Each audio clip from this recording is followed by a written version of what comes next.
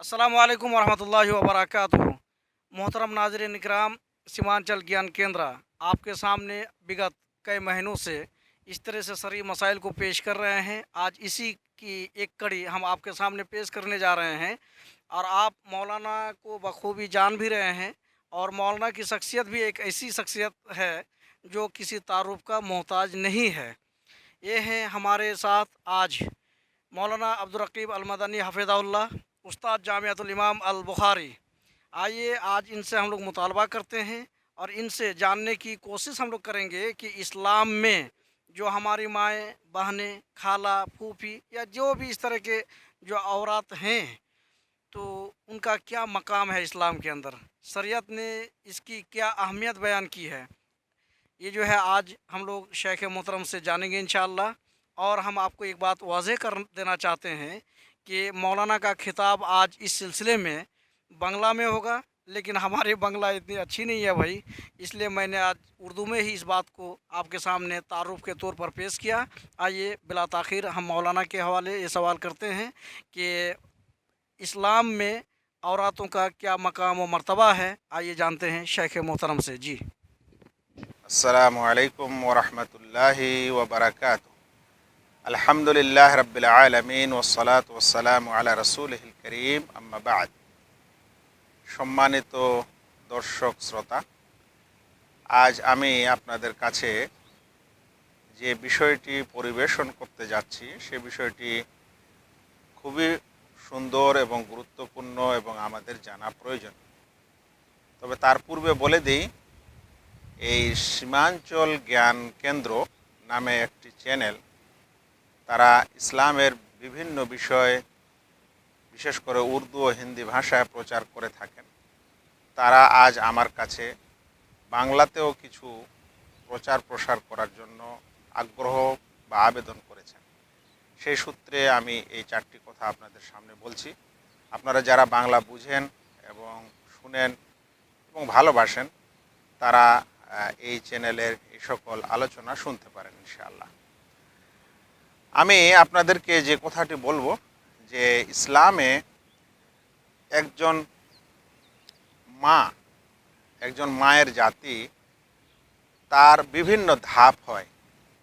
এক নম্বর, পৃথিবীতে যখন কোনো মেয়ে জন্ম নেয় তখন সেটা কোনো বাবার মেয়ে হয়, কন্যা হয়। কিন্তু আবার যখন সে বড় হয়, হওয়ার পর ওকে বিবাহ শাদী দেওয়া হয়, তখন সে কারো স্ত্রী হয়। আবার স্ত্রী হওয়ার পর কিছুদিন পর ওর পেট থেকে যখন কেউ জন্ম নেয় তখন সে হয়ে যায় একজন কারো মা। আবার সেই মেয়েই কোনো সময় কারো বোনও হতে পারে, আবার কারো ফুফিও হতে পারে, খালাও হতে পারে, ইত্যাদি হতে পারে। আমরা খুব জানার চেষ্টা করব যে আমাদের ইসলাম একটি কী ধরনের সমাজ এবং কত সুন্দর একটা সুষ্ঠু আলোচনা এবং আমাদেরকে বিধান দিয়েছেন যে প্রত্যেক ধাপে ধাপে আল্লাহ তাআলা এবং তার রসুল সাল্লাল্লাহু আলাইহি ওয়াসাল্লাম মায়ের জাতির কিভাবে বর্ণনা দিয়েছেন এবং কি সম্মান দিয়েছেন। তো সবচেয়ে প্রথমে আমরা নেব যে একজন মেয়ে যখন দুনিয়াতে আসে তখন সে কারো না কারো মেয়ে হয়। এখন ওই মেয়ের সম্পর্কে আল্লাহ রসুল সাল্লাল্লাহু আলাইহি ওয়াসাল্লাম কী বলেছেন। প্রথমত একটি হাদিসটিকে জাবের বিন আবদুল্লাহ রাদিয়াল্লাহু তাআলা আনহু বর্ণনা করছেন। আল্লাহ রসুল সাল্লাল্লাহু আলাইহি ওয়াসাল্লাম বলেছেন, মান কানা লাহু সালাসু বানাতিন, যে ব্যক্তির 3 কন্যা আছে, 3টি মেয়ে হয়েছে, 3 মেয়ে আছে, তার মানে মেয়ে হিসাবে আল্লাহ রসুল সাল্লাল্লাহু আলাইহি ওয়াসাল্লাম তখন তার কি ফজিলত, কি সম্মান আল্লাহ রসুল বলছেন। তো বলছেন যে যার 3টি মেয়ে আছে এবং ইউআদ্দিবুহুন্না ওয়া ইয়ারহামুহুন্না ওয়া ইয়াকফুলুহুন্না, আর ওই 3টি মেয়েকে ভালো করে আদব কায়দা শিক্ষা দেয়, তাদেরকে তাদের প্রতি দয়া মায়া করে তাদের লালন পালন করে। এখানে একটি কথা বুঝতে হবে যে আদব কায়দা শিক্ষা দেয়, ইউআদ্দিবুহুন্না, এই যুগে বলা যেতে পারে যে ওকে ভালো করে পড়াশোনা করায়, লেখাপড়া করায়। কেন আমি এই কথাটি বলছি? কারণ রসুল সাল্লাল্লাহু আলাইহি ওয়াসাল্লামের যুগে তো কোনো একাডেমিক শিক্ষা ছিল না, মাদ্রাসা ছিল না যে 1 2 3 4 পড়বে। কিন্তু ওই সময় যখন বলা হচ্ছে যে মেয়েটাকে ভালো করে আদব কায়দা শিক্ষা দেয়, তার মানে তাকে শিক্ষা দেয় যেটা বর্তমান যুগের শিক্ষা, এখন একাডেমিক শিক্ষা, এবং এতে যে আদব কায়দার ব্যাপার আছে সেটা শিক্ষা দেয়, এই সুন্দর শিষ্টাচার শিক্ষা দেয়। এবং দয়া মায়া করে বড় করে। এরকম নয় যে মেয়ে হয়েছে তাই ঝামেলার মনে করে, তাই মারে পিটে বকে ঝোঁকে, এরকম না, বরং তাদেরকে মায়া দয়া দিয়ে বড় করে। তো রসুল করিম সাল্লাল্লাহু আলাইহি ওয়াসাল্লাম বলছেন ওয়াজাবাত লাহুল জান্নাহ আল বাত্তাহ, তার উপর জান্নাত ওয়াজিব হয়ে যায়, জরুরি হয়ে যায়। আল্লাহু আকবার। হ্যাঁ, সাহাবারা এই কথাটা শুনে, ফজিলতটা শুনে জিজ্ঞাসা করলেন, আল্লাহ রসুল, 3জন মেয়ে হলে এই ফজিলত আছে, কিন্তু 2জন হলে সে জান্নাত পাবে কিনা? তারা জিজ্ঞাসা করলো যে ফাইন কান আতাসনাতাইন, আল্লাহ রসুল যদি 2 মেয়ে থাকে তাহলে তার কি জান্নাত আছে? আল্লাহ রসুল সাল্লাল্লাহু আলাইহি ওয়াসাল্লাম বললেন ওয়াইন কান আতাসনাতাইন, হ্যাঁ, যদি 2 মেয়েও থাকে তারপরেও সে জান্নাত পাবে। অতঃপর হাদিসে বলা হচ্ছে যে ফারা বাদুল কওম আল্লাহ কাল ওয়াহেদা, এখন কিছু মানুষ যারা ওই মজলিসে ছিলেন, তো তার মধ্যে কিছু লোক বলছিল যে একজনটার জিজ্ঞাসা করা হতো তাহলে ভালো হতো, 3জনের আদব কায়দা শিক্ষা দিয়ে তার বিয়ে দিলে যদি জান্নাত পাওয়া যায়, 2জনেরও পাওয়া যায়, তো একজনের পাওয়া যাবে কি যাবে না, এই কথাটা কিন্তু কেউ ওই মজলিসে জিজ্ঞাসা করেনি। কিন্তু সাহাবীরা বলছেন যে আমাদের আশা হচ্ছিল পরে যে যদি কেউ এটাও জিজ্ঞাসা করত তাহলে একজনের লালন পালনও কি লাভ আছে সেটাও জানা যেত, কিন্তু হাদিসে সে কথা আর বর্ণিত হয়নি। তবে আশা করা যায় যে রসুল সাল্লাল্লাহু আলাইহি সাল্লাম 3জনের লালন পালন করার পর বিয়ে শাদী দিলে ভালো করে, তার জন্য যদি জান্নাত হয়, 2জনেরও যদি জান্নাত হয়, তাহলে ইনশাআল্লাহ যাকে আল্লাহ একজনকে দিয়েছে আর ওই একজনকে সে ভালো করে এরকম শিক্ষা ও আদব কায়দা দিয়ে তার দেখাশোনা করে বড় করে যখন তাকে বিয়ে শাদী দেবে, ইনশাআল্লাহ তার জন্য জান্নাত আছে। হাদিসটিকে ইমাম আহমদ বর্ণনা করেছেন, শেখ আলবানী সহি বলেছেন। এখানে বেশি বিশ্লেষণ আর না করে আমি দ্বিতীয় ধাপে যাব। এরপর এই মেয়ে বড় হওয়ার পর সে কারো না কারো স্ত্রী হয়, আর বলতে পারেন যে তারপরে তখন সে মা হয়। এখন যদি কেউ স্ত্রী হয় তাহলে ওই স্ত্রী হিসাবে ইসলামে ওর কি মর্যাদা দেওয়া হয়েছে শুনেন। রসুল করিম সাল্লাল্লাহু আলাইহি ওয়াসাল্লাম বলছেন আকমালুল মুমিনিনা ঈমানান আহসানুহুম খুলুকা ওয়া খিয়ারুকুম খিয়ারুকুম লিনিসাইহিম, বলছেন তোমাদের মধ্যে উত্তম মুমিন সে যার ব্যবহার ও চরিত্র সবচেয়ে উত্তম, আর তোমাদের মধ্যে উত্তম মানুষ সে যে তার স্ত্রীর কাছে উত্তম। এই হাদিসটিকে আহমদ, আবু দাউদ এবং তিরমিজি বর্ণনা করেছেন। আচ্ছা, এই কথাটি বোঝার বিষয় যে আমরা পুরুষেরা, দুনিয়াতে সবাই যারা আমরা পুরুষ, বিশেষ করে যারা বিবাহ করেছি, ইসলাম বলছে, আল্লাহ রসুল সাল্লাল্লাহু আলাইহি ওয়াসাল্লাম বলছেন যে তোমরা ভালো কি মন্দ যদি তোমার স্ত্রী তোমাকে ভালো বলে তাহলে তুমি ভালো। এটা একটা কত বড় সার্টিফাই ইসলাম দিয়েছে, বা এটা কত বড় বিষয় যেটা ইসলাম তার স্ত্রীর হাতে এই জিনিসটা দিয়েছে। আমরা কাকে ভালো বলছি না বলছি ওটা আলাদা কথা, কিন্তু স্ত্রী যাকে ভালো বলবে সেই লোকটাই ভালো। এখানে বোঝার বিষয় আছে কেন এই স্ত্রী যাকে ভালো বলবে সেই লোকটা ভালো।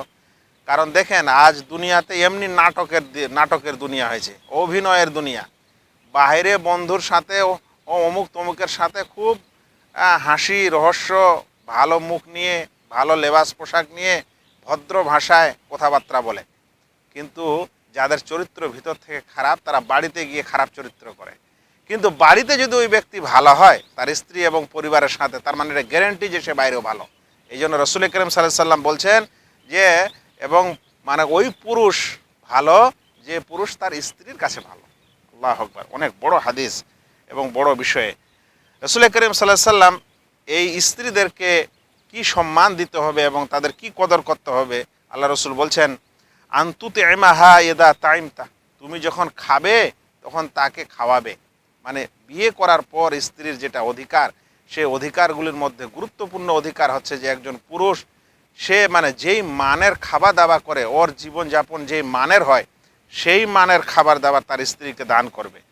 তারপরে বলছেন ওয়াতাকসুহা ইদাকতাসায়তা, আর তুমি যা পরবে তাকেও তা পরাবে। মানে আমরা যেই মানের কাপড় চোপড় পরি একজন পুরুষ তার স্ত্রীর জন্য কম দামের হবে না, তার স্ত্রীর জন্য ওইরকম মানেরই কাপড় চোপড় হবে। ধরে নেন একজন মানুষ একটা প্যান্টের কাপড় কিনছে 5,000, তাহলে ওর স্ত্রীর শাড়ি কেনার সময় তাকে 5,000 কিনতে হবে।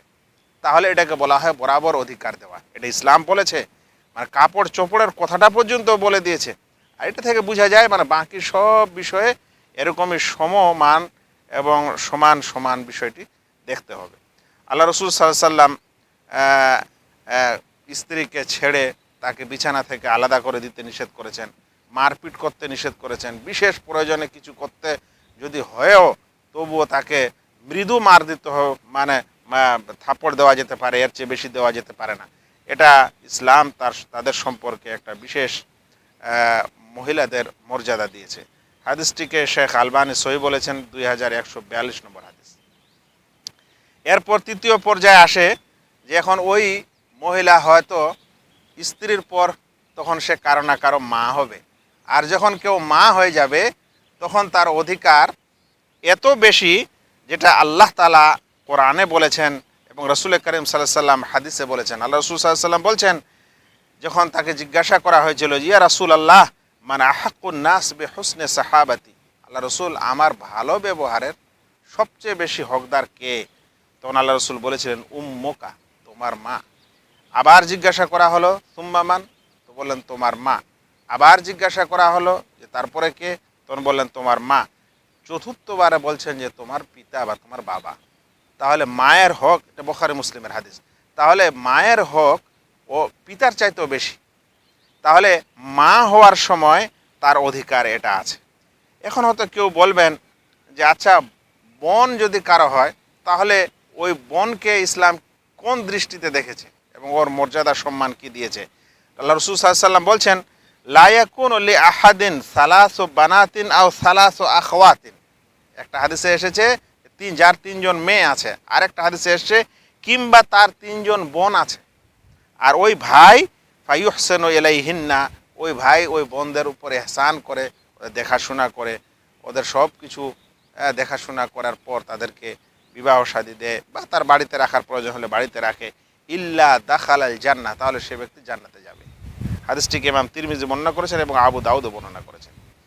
এর চাইতে বড় বিষয় হলো যে যদি সে কোনো আত্মীয় স্বজন আত্মীয়র মধ্যে নাও পড়ে, মানে ধরেন সে মেয়েও নয়, সে বোনেও নয়, সে মাও নয়, সে খালাও নয়, সে স্ত্রীও নয়, তাহলে এরকম সাধারণ মহিলাদের ইসলামে কি ফজিলত বলা হয়েছে তাদের দেখাশোনা সম্পর্কে?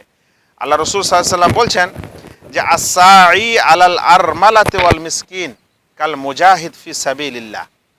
যদি কোনো বেওয়া মেয়ে হয়, বেওয়া মহিলা হয়, কিংবা মিসকিন মহিলা হয়, আর কেউ ওই মিসকিন মহিলার এবং সেই বিধবা মহিলার কি করে দেখাশোনার জন্য, তাদের প্রতি ইহসান করার জন্য যা কিছু প্রয়োজন সেগুলা করে আল্লাহ রাস্তায়, মানে আল্লাহকে খুশি করার জন্য, তো রাসূল করিম সাল্লাল্লাহু আলাইহি সাল্লাম কত বড় কথা বলছেন। তিনি বলছেন যে সেই ব্যক্তি ওই তাহাজ্জুদ গুজারের মতো আল্লাযী লা ইয়াফতুর, যে তাহাজ্জুদ নামাজ পড়তে পড়তে সে ক্লান্ত হয় না, কিংবা ওই নফল রোজাদারের মতো যে নফল রোজা করেই যায় আর সে কোনো ইফতার করে না, নফল রোজা ছাড়ে না। হাদিসটি বুখারী 6007 নম্বর এবং ইমাম মুসলিম বর্ণনা করেছেন। তার মানে এই পৃথিবীতে যদি কেউ বিধবা মহিলা কিংবা কোনো গরিব দুঃখী মহিলা যাদের দেখাশোনার কেউ নাই, এরকম মহিলাদের যদি কেউ এই দেখাশোনা করে, খরচপাতি বেয়ার করে, তাদের ইত্যাদি দেখাশোনা করে, তাহলে সে সারা জীবন নফল রোজাকারী এবং সারা রাত তাহাজ্জুদ গুজারকারীর যেমন সওয়াব হয় সেরকম সওয়াব পাবে। আমার মনে হয় না বিশ্বের কোনো ধর্মের মধ্যে এতগুলো বিস্তারিত বিধান স্তরে স্তরে তাকে দেওয়া হয়েছে যেটা ইসলামে দেওয়া হয়েছে এবং মান সম্মান দেওয়া হয়েছে। আজকাল যেগুলো স্কিম চলে, সরকার চালায়, বিধবা মহিলাদের ভাতা ইত্যাদি, আমাদের মুসলিম সমাজও এটা করা উচিত। আমরা মাদ্রাসা করেছি আলহামদুলিল্লাহ, মসজিদ করি, এটাই জানি আমরা বেশিরভাগ, কিন্তু কোনো বিধবা মহিলা এবং কোনো মিসকিনা মহিলা কিংবা এমন বয়স্কা মহিলা যার ছেলেপেলে সন্তানেরা দেখে না, তাদের লালন পালন করা, মানুষকে এতিমখানায় যেমন লালন পালন করলে সওয়াব পাওয়া যায়, তার যেমন বিশেষ সওয়াব আছে, এগুলোরও আছে। অনেক মানুষ কিন্তু এগুলোকে ধ্যান দেয় না এবং এগুলোকে বড় কিছু মনে করে না, অথচ এগুলোর জন্য কোনো মার্কাজ, কোনো সেন্টার, কোনো অনুদানের অফিস ইত্যাদি তৈরি হতে পারে এবং এর দ্বারাও আমরা যে আল্লাহর সন্তুষ্টির উদ্দেশ্যে ওই সকল দুঃখী মানুষের মানে প্রয়োজন পূরণার্থে এবং সমাজকে ডেভেলপ করতে এবং দেশের ডেভেলপ, সব কিছুতে ডেভেলপ এটা হতে পারে যদি একজন মানুষ এ সকল কার্যকলাপ চালায় এবং করে। আশা করি সংক্ষিপ্ত হলেও আপনারা ইসলামে মহিলাদের ধাপে ধাপে স্তরে স্তরে যা আল্লাহ তাআলা এবং ইসলাম সম্মান দিয়েছেন তার কিছুটা বর্ণনা শুনলেন। আসসালামু আলাইকুম ওয়া রাহমাতুল্লাহি ওয়া বারাকাতুহু।